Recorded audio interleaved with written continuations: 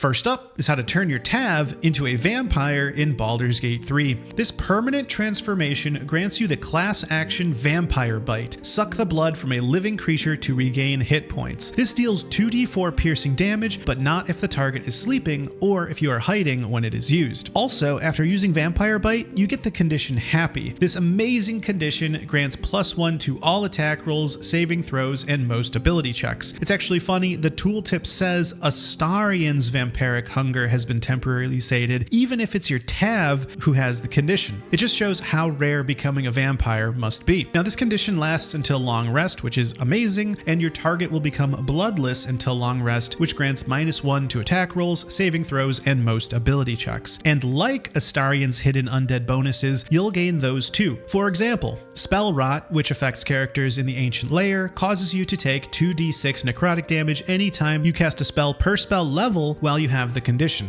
That is unless you are undead, in which case it won't even appear as a condition. This never afflicted Astarion, and once you become a vampire, it will no longer afflict you. Things like Undead Ward Aura, which grant resistances to allied undead, never actually worked on Astarion, so they will not work on your vampire Tav. And the only way to become a vampire is actually to romance Astarion. Help him become a vampire ascendant, and then have him turn you into a vampire. So if you want to become a vampire, you need to be ready to become Astarion's little juice box. Now, this process is actually not very easy. There are a number of pitfalls to avoid while trying to romance Astarion, and you need to make sure to long rest often so as not to miss any key dialogue which advances the romance. In Act 1, you'll need to increase Astarion's approval of you through things like declining to help people, helping Lae'zel interrogate Zoru in the Grove, baaing at the sheep or the redcaps in the sunlit wetlands, acquiring Leviatar's love in the Shattered Sanctum, giving him the necromancy of Thay, walking in on the bugbear and the ogre in the barn at the Blighted Village, and generally asking for compensation if you do end up helping people. Doing these things will increase your approval with Astarion enough that at the end of the Act 1 celebration, you can spend the night with him. After that, in Act 2, you'll need to make sure to talk to Araj Abludra and stand up for Astarion, letting him make his own decision to not drink Araj's blood and long rest after that encounter. Later on, when you encounter Raphael outside the Grand Mausoleum, you'll need to accept and complete the bargain with Raphael to learn what the scars are on Astarion's back. Long rest after defeating Yrgir and fulfilling your end of the bargain, and this long rest is critical in order to progress the dialogue with Astarion to be able to kiss him and ask about the relationship. Even though Astarion is dismissive, this is as far as the romance can go in Act 2. But if you miss this long rest dialogue, you won't be able to romance Astarion further in Act 3